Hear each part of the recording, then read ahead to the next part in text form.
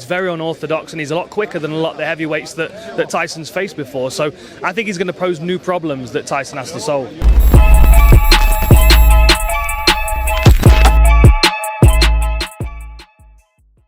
Boxing fans here in Riyadh for Riyadh season, and starting that off is Tyson Fury versus Francis Ngannou. Just wow. I came yesterday, first event that I was at, the workout. Mate, this is impressive, isn't it?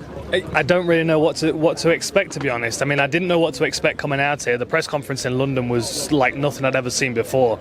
And then, you know, with with these two individuals at the top of the card, I don't know. I mean, it's like an event that we've never seen before, and I'm expecting things that we've never seen before in the fight as well. Let's talk about this fight. Obviously, it's the start of a roller coaster for Tyson, especially. It's going to be this, and then already signed up for that big undisputed clash.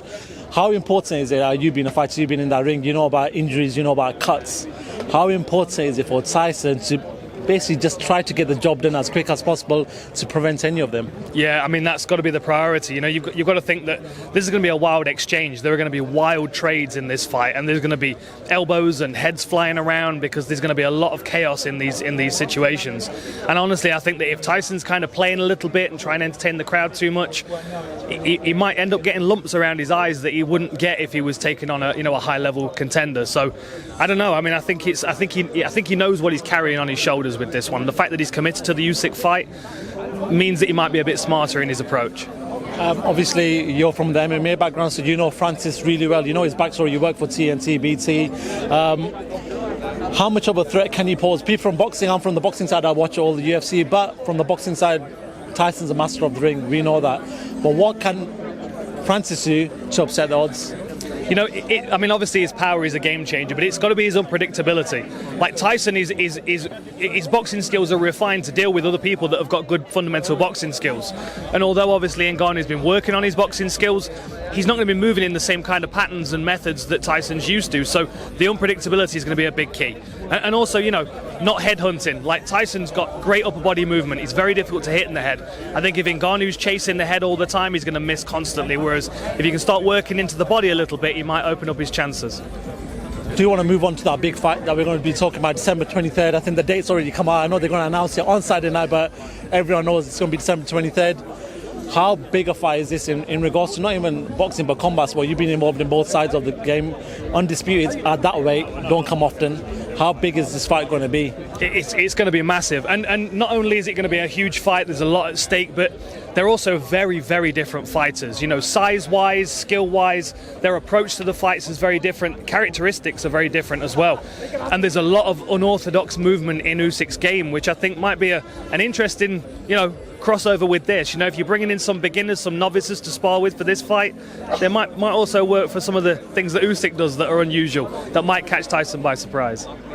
Do you think it'd be an exciting fight? Because sometimes when there's two technical fights, I know Tyson's become a bit more aggressive over the last couple of years, especially when he's teamed up with Sugar Hill, but do you feel like it could get to a point where it's going to be very technical, where, you know what, the purists might see what's going on, but the casuals might not see it? Yeah, absolutely. You know, some of those really, really high-level boxing matches. I mean, you go back to like De La Hoya and Mayweather. You know, there's so much happening in those opening rounds that it's quite easy to miss if you're in the back rows waiting for the big punches, because these are like the highest level strategists as well as the best boxers on the planet. So you've got to think there's going to be a lot of things that they can see that are going on in the ring that we aren't able to really take in on on the outside.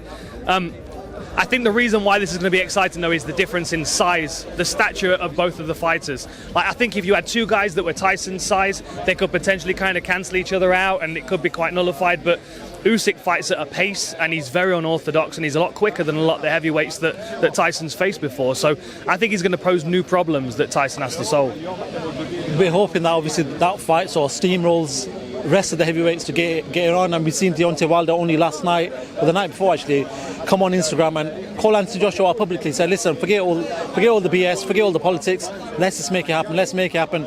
We know that they've been, you know, they flirted with the Saudi money. Unfortunately that didn't happen, so that fight might not be that money that they were hoping for. But how important is it that we get to see this generation of fighters mix it up? It's very important, and I think honestly these kind of events are going to spur it on. I mean, you look at the undercard of this fight, stacked with heavyweights. People want to be involved in these things, and people are getting to the stage where they will maybe not demand the purses that they would really want, because they want to be a part of these events. They want to be at the forefront of the sport. And if you keep demanding too much money, you kind of get sidelined a lot of the time. And I feel like these events, they create such a stir and such an amount of excitement that the likes of AJ and Deontay Wilder, they want to be a part of these events, and they might sacrifice a couple of million to do it. Anthony Joshua actually been in a dog retreat for 4 days. I'm not sure. I was going to ask you as a fighter, what do you think that can do for him?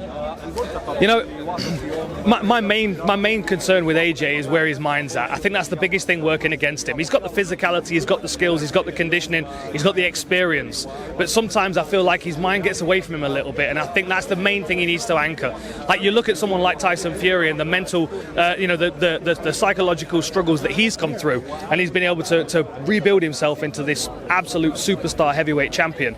Like, I think AJ can look at that and go, you know what, I can get myself back on the straight and narrow here and turn things around, and he could be a real player in this division, in these big fights like this. Before I do let you go on, I'm going to make this the last question. Have you ever flirted with coming back, even seeing what's going on with his YouTube boxing game, and we see Jake Paul and Tommy Fury and all these guys making big money, man? I was there for the Misfit show where it happened, and it was crazy. Seats were full from like 6 p.m. It was a crazy thing. Does it entice you to maybe get in there, maybe get involved? It does, absolutely, yeah, it does. I mean, I was ringside for the Nate Diaz-Jake Paul fight, and Sean Porter was sat next to me on commentary, and he was looking around like, why is everybody here for the undercard? It's amazing. It's bringing in a new audience, and I mean, that was a great show. I'm a big fan of Nate Diaz. I think Jake Paul's doing great things. I do hope we get to see that fight in mixed martial arts, but I like these influencer boxing things. The Logan Paul, Dylan Dennis thing, that might be a step too far for me, but I have a lot of respect for what Jake Paul's doing, and I think he's taking it very seriously. And, who knows what's going to happen in the future. I'm a young 41, and I'll quite happily step back in there. I did have my mouth guard in my pocket for that fight, just in case. Always a pleasure, Dan. Listen, hopefully, we might see you in the ring. We might be interviewing you on Fight Week where you're going to be the fighter. We don't know. But listen, thank you very much for giving me your time. Hopefully we get to see a good few days and then the fight on Saturday night. Thank you, Dan Hardy, for speaking to Pro Boxing fans.